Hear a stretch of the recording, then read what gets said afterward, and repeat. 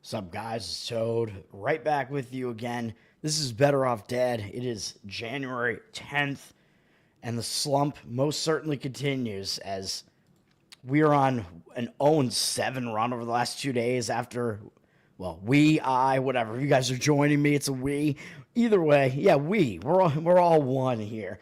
After I was, what was I? I was on a 10-3 run that I think should have even been better than that, and now college basketball is just destroying me again. And it's like nothing is going right for me yesterday. Nothing is going right for me the last couple of days, man. Yesterday, it felt like every single one of those games was close. I mean, Chattanooga, Ohio State, Santa Clara, they're all within only like a few points of the number there. Santa Clara was winning by double digits with like less than 10 minutes left. So that was looking like they were probably going to get there, and that didn't happen to even finish off my night, at least getting some of it back. Nope. No, just screw you, Toad. Ohio State was winning by 5 in the final couple minutes, and they imploded and blew it and didn't even win the game outright. Boston Bruins looks like a blowout loss, but it wasn't really. I mean, they were the more physical team in that game, which is kind of expected when it's the Bruins against Tampa, because that is just kind of the MO of both of those teams. Bruins had one power play, I think, in the entire game, and they gave up a shorthanded goal on it.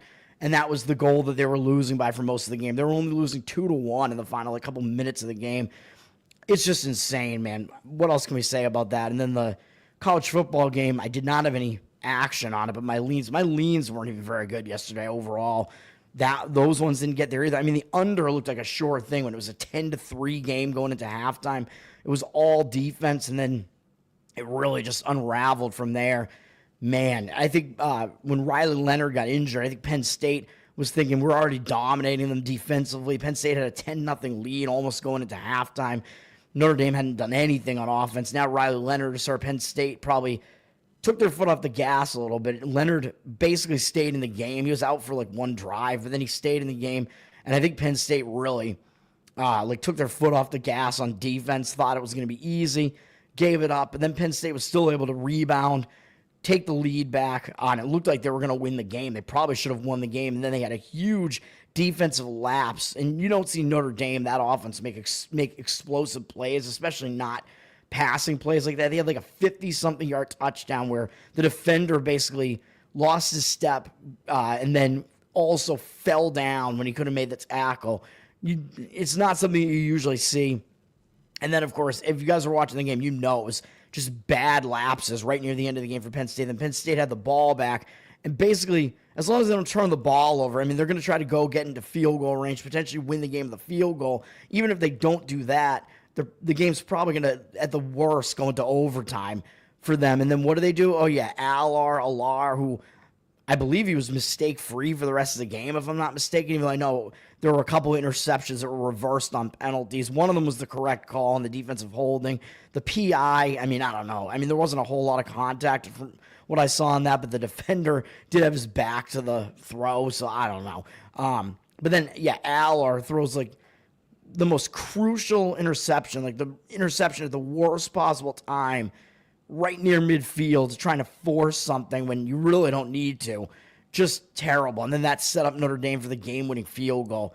Just ridiculous. Even though Notre Dame actually has been one of the worst field goal kicking teams, either kicker, Jeter, I guess, he's gotten through some injury or something. So he's, I guess, back, whatever. Let's talk about today.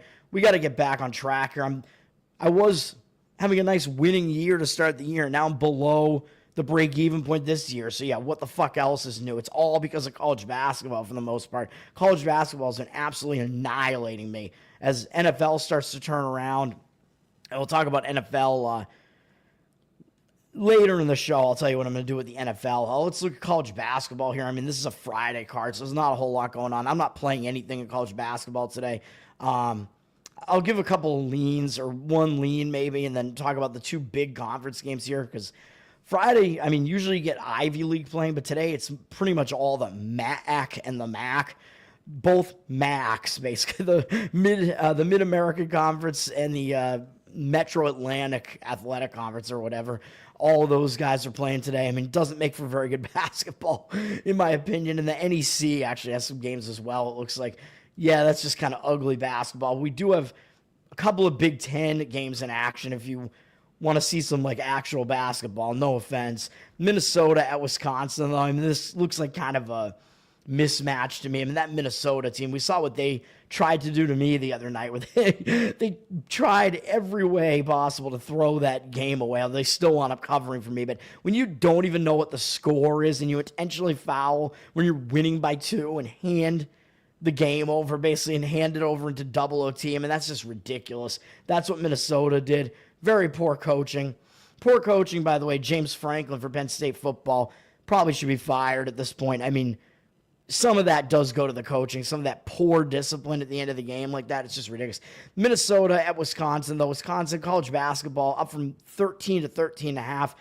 I probably would agree with the Wisconsin side here. My hesitation is that Wisconsin always does tend to play like a slower, kind of grinding style, and that is probably what they're going to do here because both of these teams kind of want to play that way, so that might make it a little bit more difficult for Wisconsin to get over a large number like this and cover a spread. But Wisconsin, I mean, they're kind of just rolling right now. They've had a few decent wins in a row, but I mean, beating Rutgers is, in my opinion, not a very impressive win, even though it was on the road. Rutgers still overrated. I think they're not very good. I mean, I mentioned that last night. Rutgers was like getting only like a point and a half at home against Purdue. I'm like, yeah, I don't know about that. Even though it looked like a trap, I'm like, I'm not gonna try to play Rutgers in that one. And I'm pretty sure Purdue annihilated them. But yeah, Wisconsin, they should be able to win this game. And my lean would be to lay the points with Wisconsin. But I mean, I'm not going to do it. But they're the significantly better team. It's not really a bad spot for Wisconsin here.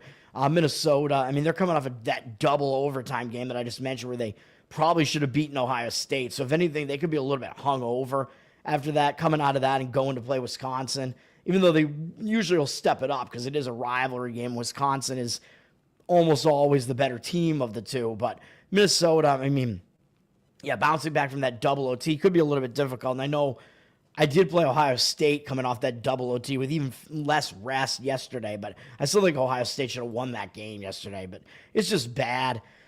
And then we have UCLA and Maryland in the other Big Ten game that's on starting an hour later. So I guess these games are on different channels.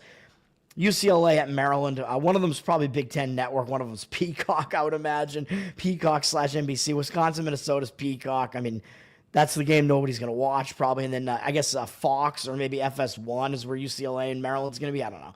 UCLA, number 22 in the country at Maryland. But, of course, as I always say with these new conference alignments, you got a Pacific Coast team like UCLA, and they're going into Maryland, so they're having to fly cross-country to play Maryland. I mean, that's a little bit of a difficult spot just because it's a trip that they don't usually take, and it's a venue that's not that familiar to them. So it could be a little bit of a difficult spot for UCLA. UCLA is coming off a loss to Michigan where they got blown out in a way. They lost by almost 20 at home. But, I mean, that was a game they stepped it up for because it was a game between ranked opponents. Now they're flying cross-country. I don't think it's the greatest spot for UCLA, in my opinion. I mean, I got the Nebraska game right. I played Nebraska on Saturday against UCLA because I thought that was an unfamiliar travel spot, and they hadn't even left. They hadn't had any true road games away from the Pacific Coast. They still haven't had any further east than Omaha at this point. So again, kind of a bad spot for them. But as you see here, though, I don't know how to take this Mick Cronin post-game press conference with UCLA here after they lost badly at home to Michigan. Cronin was basically bashing his own players and calling them soft, and I don't know what effect that's going to have. I don't know if that's going to piss the team off to the point where they're going to play well, or if it's going to be like this chemistry issue with the team where the team doesn't like their coach. I don't know which way it's going to go here, man. So UCLA, difficult, very difficult to gauge. And then you have Maryland. Maryland is actually flying back from the Pacific Coast, too, because they just went out and went 0 for 2 on the Pacific Coast Big Ten trip. They themselves having to go to unfamiliar venues. They're losing to Washington and then losing to Oregon. I mean, I'm not going to shame them for playing close games and, kind of difficult games, although they were the favorite against Washington. So, debatably they should have been better in that game, but still, it was a difficult spot for them. I mean, I probably should have played Washington in that game. I stayed away from the other game at Oregon. I mean, no shame in losing to Oregon by 4 on the road. But now Maryland's having to travel back from that. but they're at least returning back home. And a return home spot in college is not like it is in the pro sports, because these guys don't have families yet. So you're just coming back to campus, really, pretty much getting ready for the next game, I would think. So very difficult to gauge. Maryland's sitting at a 4.5-point favorite. It's actually gone down a little bit. So it looks like maybe some of the early money's come in on UCLA, but I don't know, man. I mean, again, I'm just staying away from this entire college basketball card here. College basketball killing me. Obviously, I'm going to have plays tomorrow, though, because it is Saturday. But, yeah, no thanks. NHL, we have somewhat of a small card here.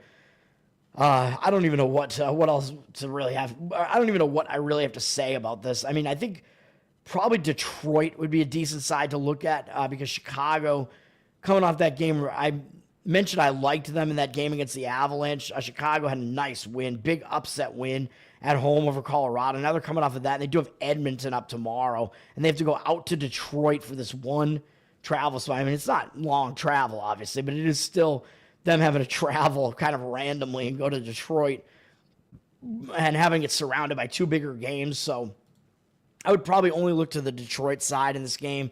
Detroit, I mean, they're on a nice win streak right now. They did not suffer a letdown after they beat Winnipeg. They came back, returned home actually from that, and still beat Ottawa, although beat them in overtime.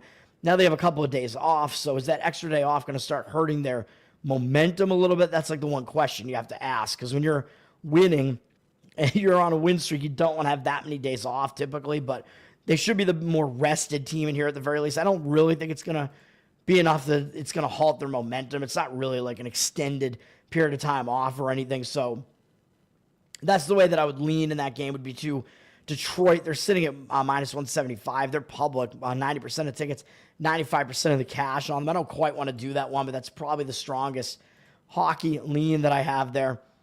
Actually, maybe Vancouver would be. Montreal and Washington, by the way, I mean, that's a game, Washington obviously a big favorite, down from minus 215 to minus 201. But Montreal's coming off a nice win of their own, beating Vancouver after beating Colorado, and that was a return home spot after beating Colorado. They still beat Vancouver. I thought that was a good spot to play Vancouver. I didn't actually do it. I was close to doing it, but man, Montreal, I don't know how they wound up winning that game, and now they're coming off of that. But Washington is also coming off of beating Vancouver, so possibly kind of a letdown spot for both teams in that scenario. So I'm not going to try to get involved in that one. I'm not going to play it. I don't think either one of those teams played yesterday either. Yeah, I don't think so. So, but Carolina, Vancouver, I think Vancouver probably would be the way to look in this one. Vancouver, I think, is in a bounce back spot after that loss to, I think their last loss was to Montreal. I'll look in a second. Carolina down from minus 150 to minus 145. 93% of tickets, 97% of the cash. So Carolina is public. It makes sense that the public would come in on Carolina. I mean, Vancouver's been kind of like sliding a little bit, and their record is nowhere near as good looking as Carolina's is right now. But Carolina, they're coming off another nice win over an Eastern Conference foe in Toronto, 6-3. That's a big win, so they might be feeling a little bit high after that, and they're on a back-to-back now. They did that yesterday, and a third game in 4 days. They played tough against Tampa the game before that, too. So it is a difficult spot for them, and it's a fourth game in 6 days as well, although most of them at home with one trip down to Tampa. But the spot, I believe, sets up better for Vancouver in this one. Vancouver, actually, they lost to Washington last. They lost to Montreal, then they lost to Washington, although both of those games are in overtime. And they do only have 1 day off coming into this, so their rest scenario isn't exactly the greatest, but I do think Vancouver would be the way to look in that game. And if they were coming off an uglier loss than that one, I mean, that was a tough game against Washington, so that gives you a little bit of hesitation. If they were coming off a worse loss than that, I might play Vancouver here.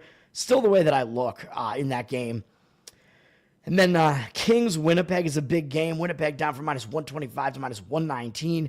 They are very public. 94% of tickets, 95% of the cash. So it looks like the actual money, though, probably coming in on the LA side, which has knocked that line down a little bit.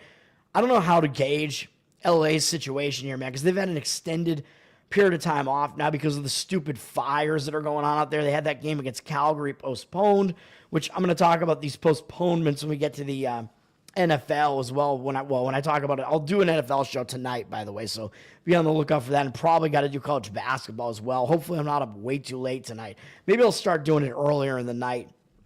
just to get that done. And we also saw the Lakers game get postponed last night, too, because of the fire. Even though I don't think the fire is affecting these arenas specifically or these stadiums. The LA Kings, yeah, I mean, having that extra time off might actually hurt them, in my opinion, because they were on a nice roll. When you're on a 4-game win streak like this, and they did have 3 wins against pretty good teams, too. You're on a streak like that, though, I don't think you really want to have extra time off. I mean, having that 3-day break there was probably enough, but now they haven't played since Saturday the 4th, so they've been off for almost a week.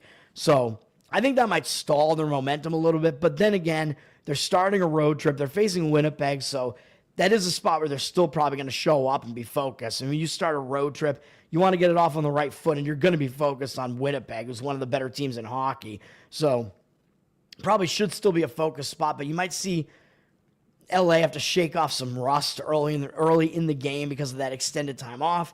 Winnipeg, on the other hand, I mean, they just broke a loss streak. They were on a slide where they had lost 3 games in a row, and 2 of them to not even very good teams in Anaheim and Detroit. They bounced back and they beat Nashville pretty easily. So they, I think, got their momentum back with that win over Nashville. So I don't think Winnipeg is really in a bad spot here either. So, I mean, LA has been playing well, too. So I think both these teams are going to show up for this game. Very hard to gauge. It is possible this early line movement was almost entirely just because of LA having more rest. But I mean, both these teams have rest coming into this, and LA might have too much rest. Going over to NBA, we have a Friday NBA slate, although it's not that many games to be played here. Pelicans at Sixers. Man, I mean, this is the battle of the injured teams pretty much. I mean, both of these teams have had major injuries all year, so it's kind of just weird. Like, how does this line even get set? Who knows? 76ers are up from 4 to 4.5 here, so it looks like the money is coming in on the Sixers. But, of course, if you know the Sixers, if they had all their players back, you would think the Sixers would be a larger favorite in this game. Now that they're fully intact, because the Pelicans, even though they have, I think probably most of their guys are back now as well. I mean, I know Zion came back the other day. I don't know if he's playing in this game, though. So you got to look at the injury situation. But the reason why Philadelphia is not favored by more in this game is because Joel Embiid is hurt again, so he's actually not playing in this game. It looks like we got Brandon Ingram and Trey Murphy III both out for the Pelicans. And it looks like Drummond is also out for the 76ers, and Kyle Lowry, but I don't know if he's played this year. I'm not even sure. George looks like he's a game-time decision tonight, so there's a lot of moving pieces here, a lot of injury scenarios to keep aware of in this game. I mean, it's not something I really want to get involved in. The Sixers are coming off a pretty lackluster win over Washington, so they're probably at least in a focus spot here. I would probably trust them a little bit more than the Pelicans in this game. Again, I don't want to play it, though. And the Pelicans are coming off kind of an ugly loss against Portland, where I said that I leaned that way. Maybe I should have played it. I mean, they were coming off a tough game against Minnesota, and they had this Philadelphia game up next, which maybe Philadelphia is actually a team you pay attention to now. So, who knows? But yeah, injury concerns there. And then you got to look at the injury situation in the Bucks Magic game as well. Same that I said yesterday about the Magic. Bucks are up from 4 to 6 now on the road. Magic getting a lot of the public tickets. It looks like 69%, 60% of the cash. So it looks like the Magic, on the looks of it right now, the Magic are a public home underdog, which is never really a type of team you want to be on as far as the market read is concerned. It's probably entirely just because the Magic have the better record, but you really have to pay attention to what's going on with the injuries in this game, man. The Bucks, I mean, it's a more straightforward handicap for the Bucks. They're coming off a couple of wins in a row, so they kind of just have momentum here, and they're going out on the road to start a 2-game road trip, and I don't really think they're going to be unfocused to start the road trip, playing Orlando here. But I think it'll be a more of a focus spot for Milwaukee if Orlando gets their injured players back. So that's really what you have to look at in this game. Although Orlando is in also a back-to-back, so it's not the greatest spot for Orlando either because they just played yesterday. They lost pretty badly to Minnesota yesterday, but it is still Minnesota, and that's a game you get up for. But they were also kind of in a letdown spot in a way as well because they had just upset the New York Knicks on the road as double-digit underdogs, basically with all their guys hurt. I mean, these last 2 games, Orlando's been still without Banchero, without Wagner, and without Suggs. And that is just crazy, man. I don't know how they were able to beat the Knicks in a situation like that. The Knicks have been without Karl Anthony Towns, by the way, so I'll mention that. He's going to be out for the Knicks tonight as well. So if you're looking at that game, that's a factor to be aware of. So many injuries to be aware of, man. And then, Orlando got blasted by Minnesota last night. Again, very shorthanded Orlando team. But now they're on a back-to-back. And if they're still shorthanded, looks like that's going to be an ugly situation. But I actually kind of want to favor Orlando more if their guys come back. So Banchero looks like he may come back today, and Suggs might come back today too. So if Banchero or if both of them come back in this game, you're going to see this line drop towards the Magic, and I would then maybe want to come in and take the Bucks because it is still a back-to-back for Orlando. And then you might say, well, but that means Orlando isn't playing as shorthanded, and they're going to have guys that at least have rest, star players that have rest coming into this game. Yeah, that's true, but the reverse injured player spot is a real thing, man. When you have a star player and he's been out for an extended period of time, like Banchero, he has to get used to playing like in an actual game again, and that usually doesn't happen right away. And the team has to adjust and get used to playing with him again. So I would watch this like a hawk, not an Atlanta hawk, but if this line does move, like if the injury announcements come out that at least one of those guys is coming back, you're going to at the very least get a better number on Milwaukee here, and that's kind of what I'm looking to do. I was looking to do the same thing yesterday, and it didn't happen. And even though the reverse injured player there didn't happen, Minnesota still covered as a big road favorite, I think, in that one. I'm looking for the Bucks to potentially do the same here, but again, I would like to get a better number on the Bucks, so I would like it to turn into a reverse injured player spot where Banchero came back, but we'll see what happens in that game. Whew. And then we have the Knicks are hosting the Thunder, and the Thunder have flipped from a 2.5-point dog to a 3.5-point favorite on the road. And it seems like that might entirely be just because Karl-Anthony Towns is injured.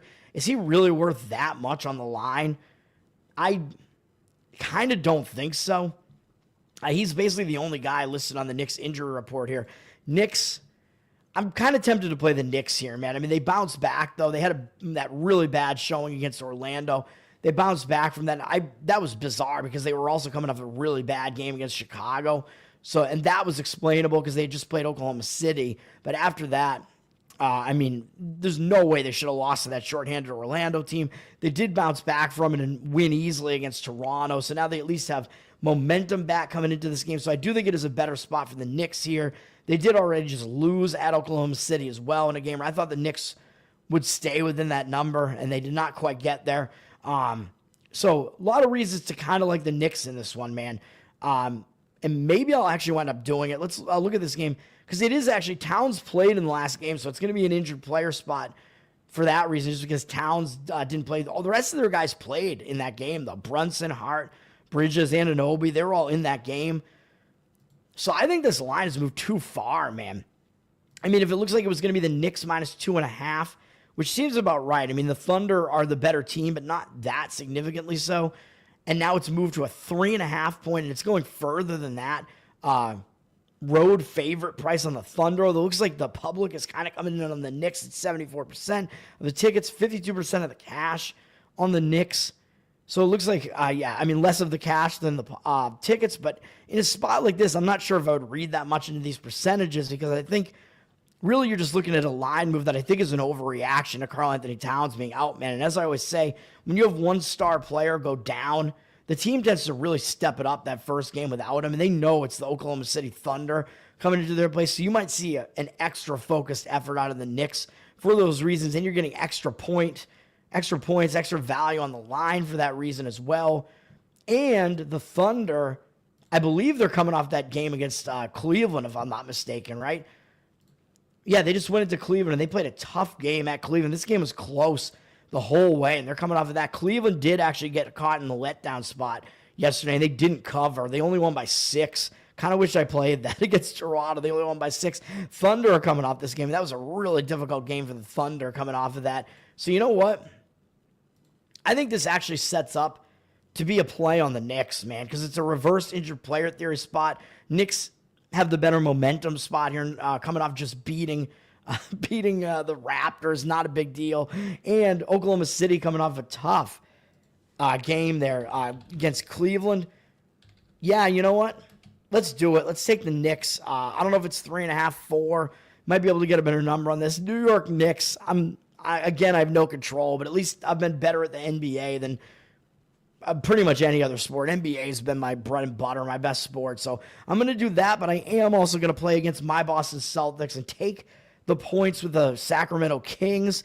Celtics up from 10 to 10.5. I mean, you may be able to wait and get an even better number on this one. I don't know. I don't know if it's going to start experiencing some buyback and coming back down. Celtics are public, 84% of tickets, but in a random NBA game like this, I'm not really sure that the public is going to be able to affect the line very much. You only see the public affect lines like really in the biggest football games, pretty much, like the college football championships, the Super Bowl, maybe the conference championships in the NFL. That's basically about it. Maybe NFL playoffs otherwise.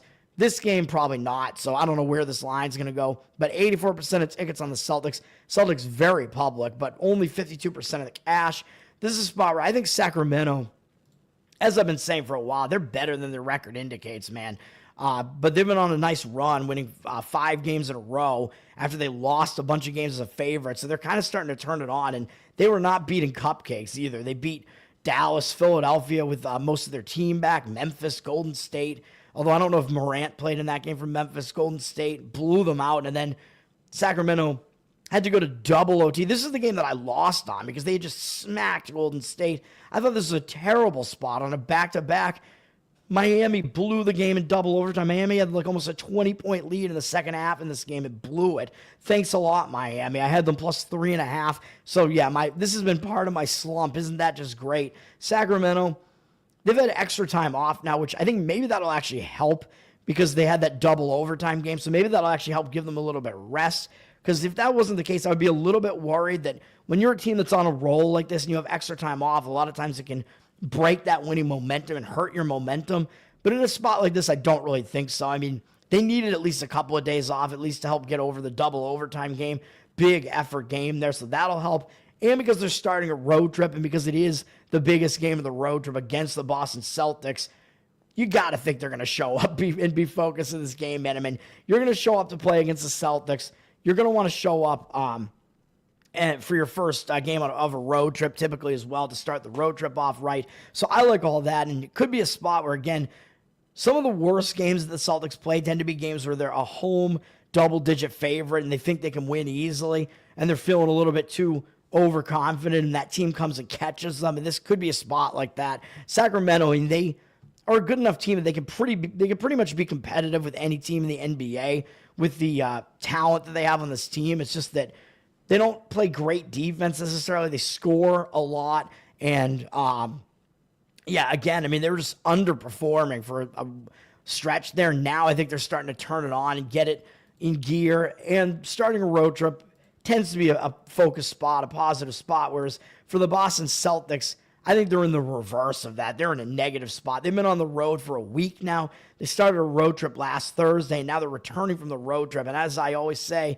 when you return home from a road trip, tends to be a distracted spot. You tend to get, you have to get back to family life. You tend to get a little bit distracted with returning back home and, having family life to deal with. And I think especially in this case, because this road trip was really hyped. It's like, oh my God, the Celtics are going on this road trip out west and they're playing all good teams. It's going to be a difficult road trip. I predicted they were going to go 2-2 on the road trip, and they actually went 3-1. Had a nice road trip, beating Minnesota, Houston, and then Denver to close it out, only with a loss against Oklahoma City in there. Yes, they have had an extra day of rest here, 2 days rest. They've been off since Tuesday, but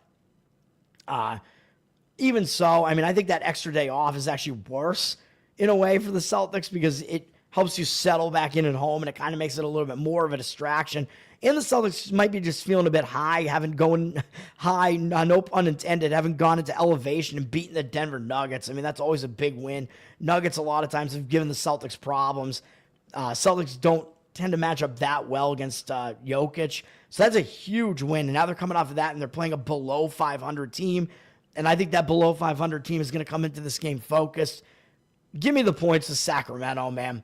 The public obviously is undervaluing the Kings. I think maybe the market is too, with them being a below 500 team. They're not that bad. I mean, they're at least probably like a fringe playoff team. They're like a team that should at least probably make like the play-in playoff games. They're not that bad. Celtics, we know. I mean, I have them as the best team in the NBA still, but these are the types of games that they just don't really put in a full effort a lot of the time, man. So That may be the case there, especially in a return home spot like that. It kind of exacerbates it.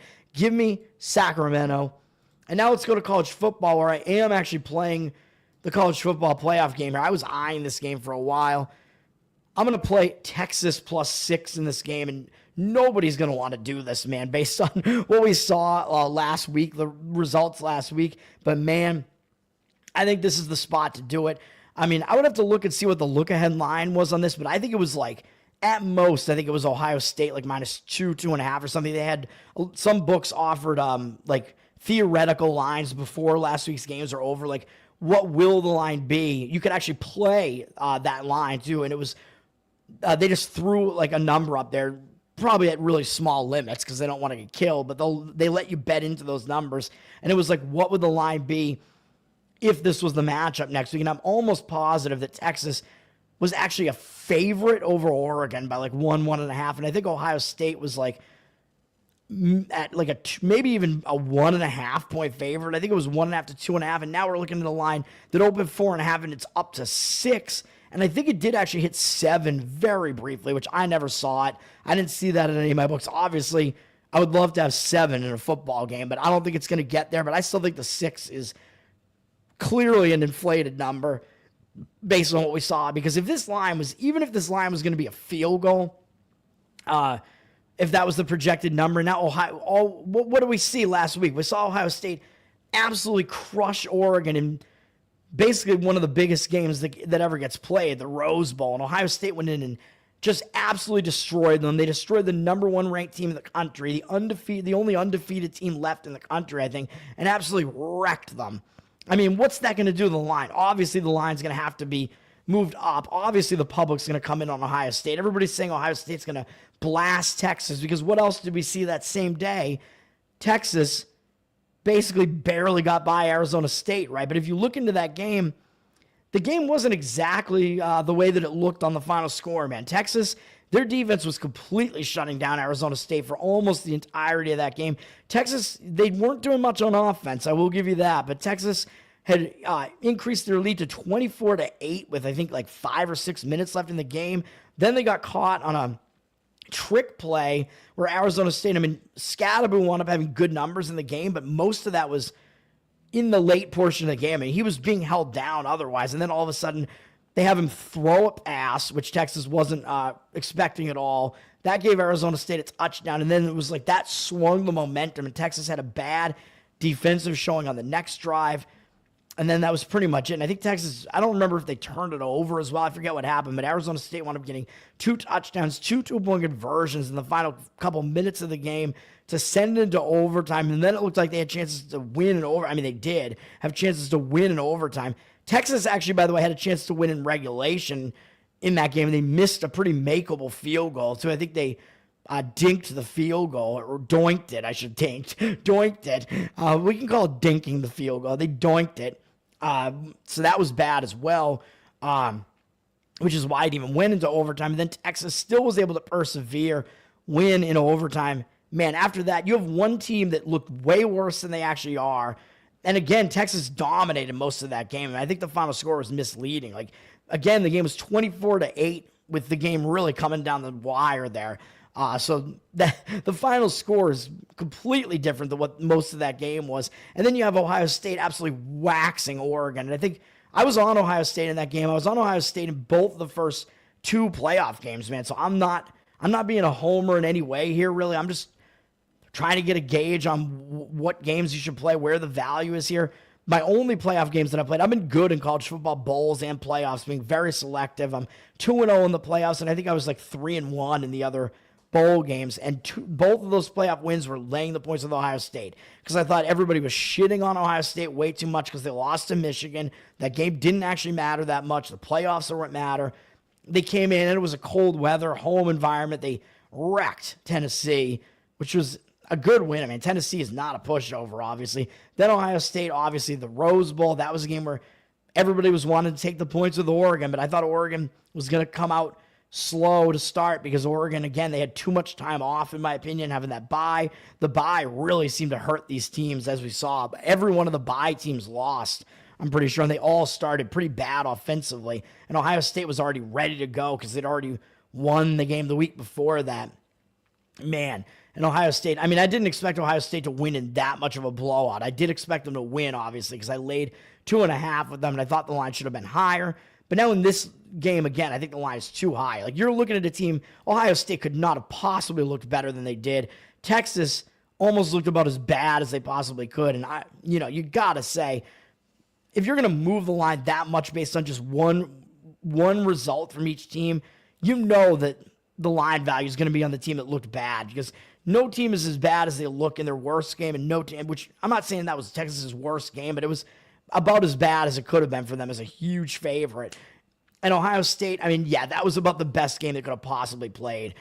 So the team is never as good as they look in their best game either. That was Ohio State's best game, man. I mean, I don't think there's any way around that. Ohio State, I mean, what else can you even say about that? And people were basically hailing that as the championship game. Like, whoever wins Ohio State, Oregon, they're going to win the national title. That's been the narrative. That's what everybody's been saying.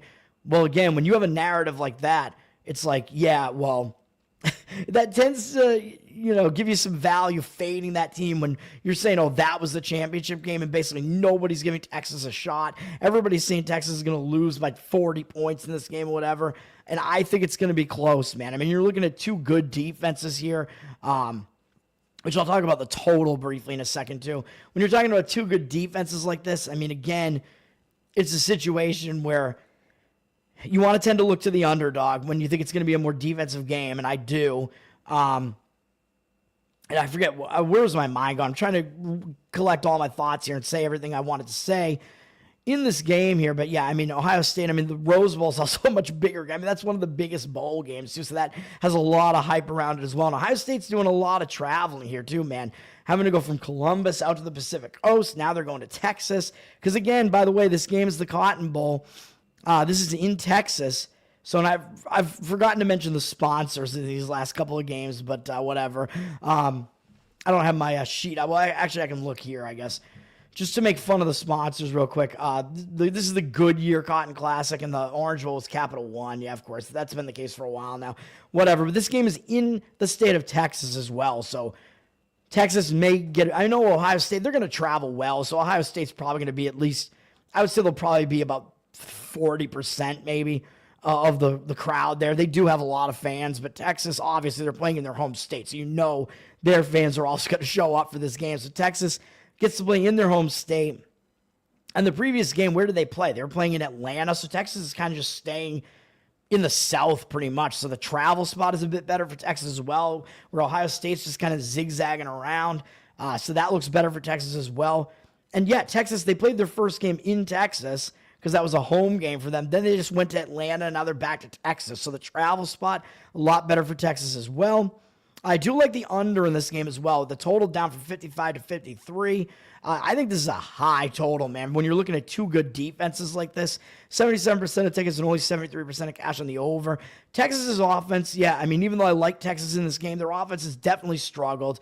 They've been able to run the ball a bit, but I don't think their offense is going to be great against Ohio State. Both of these defenses are really good, but Texas, they may still have the best defense in the country as well, man. So I think you're going to be looking at a lower scoring game, and I think this total is jacked up way high because look at the final scores last week.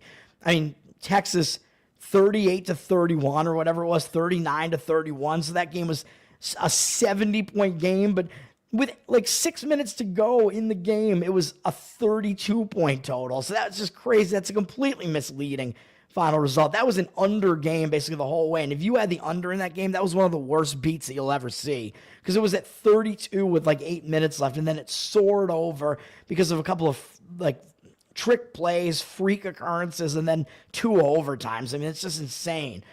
And then Ohio State, I mean, we know they played a really high-scoring Rose Bowl game, but Oregon's defense is not as good as Texas's. Oregon's defense is, definitely not as good. They're definitely vulnerable.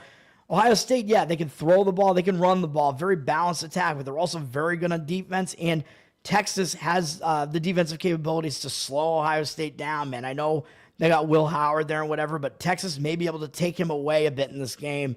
They have probably the best pass defense, so Ohio State's probably going to have to do more on the ground than they usually do, and again, that might turn it into a slower-paced lower scoring game as well. So I like the under. I think you're getting value on the under in this one as well, but I'm playing Texas +6 in this one because I think the line is just way inflated, and you're looking at a team nobody wants. Everybody's basically handing Ohio State the championship after they beat Oregon in the Rose Bowl, and that's not a situation you want to be in. You don't want to be laying an inflated number like that with that team. The public is on them, and probably less of the money is. We could see less of the money is. And, again, you're taking a team that looked really bad and barely, when you're taking a team that barely scraped by as a double-digit favorite like Texas did, up against a team that played like their game of the year already and absolutely annihilated the number one ranked team in the country. Yeah, I mean, that's a situation where you want to go and play on that team that barely escaped. So give me Texas plus the points in this one, man. As soon as those results happen, I was like, I'm going to have to play Texas in this game. You're going to get an inflated number. You're getting line value in that one at the very least. And that's going to do it for me, man. I think that's, is that all I have to say about this football game here? I forget. I thought I was going to say one other thing, but I talked about the total. Oh, I was going to just mention, because it was just kind of funny that at the end of the Rose Bowl, where Ohio State was all, getting on the stadium for the, or getting on the podium, because there's a huge ceremony for the Rose Bowl, bigger than any other one of the bowl games. So again, that's going to make Ohio State feel overconfident as well, I think, because it's the Rose Bowl. It's such a big game with a big post-game ceremony. And the team got up there, and I am almost positive that ESPN or whoever it was didn't allow Will Howard to get up there, even though he's the quarterback of the team, to get up there and speak. They didn't allow him to get up there and speak, and I think it's because he was probably going to praise God or something, because he's a known Christian. If that's the case, that's just ridiculous, man. You're not even allowed to express Christian sentiment on TV anymore, and that's just insane. So that does make me like Will Howard a bit more, but I'm playing against this team in this one. Oh, and by the way, fun fact, go around and ask anybody if people who know college football a little bit, know what the scores were last week and whatever, ask them which one of these quarterbacks had more passing yards in the game last week, Will Howard or Quinn Ewers, because everybody shits on Quinn Ewers for Texas. The answer to that, you can go look. Where are those games? There they are. Quinn Ewers had 3 more passing yards than Will Howard did last week. And based on the way people are talking, it seems like the complete opposite is the case. But yeah, Quinn Ewers actually had more passing yards. I know some of it was because it went into overtime. It added his stats. But I just think it's funny that everybody's talking about Will Howard, how great he was in that game. He was awesome in that game. But everybody's talking about how bad Quinn Ewers is. And it's like he had more passing yards in that game than Will Howard had in his. But that's going to wind up doing it for me, man. Fuck Ohio State. Thank you, Tim. Yeah, I mean, we're on the same side in our rooting interest in this game, man. The Ohio State fuck guys. That's right. I'm not a fan of them either, to be honest, but I bet on them. I mean, I want to bet on good spots. That's just the way that it is. But I'm betting against them in this game. Thanks for hanging out, man. Thanks for everybody else who's been hanging out.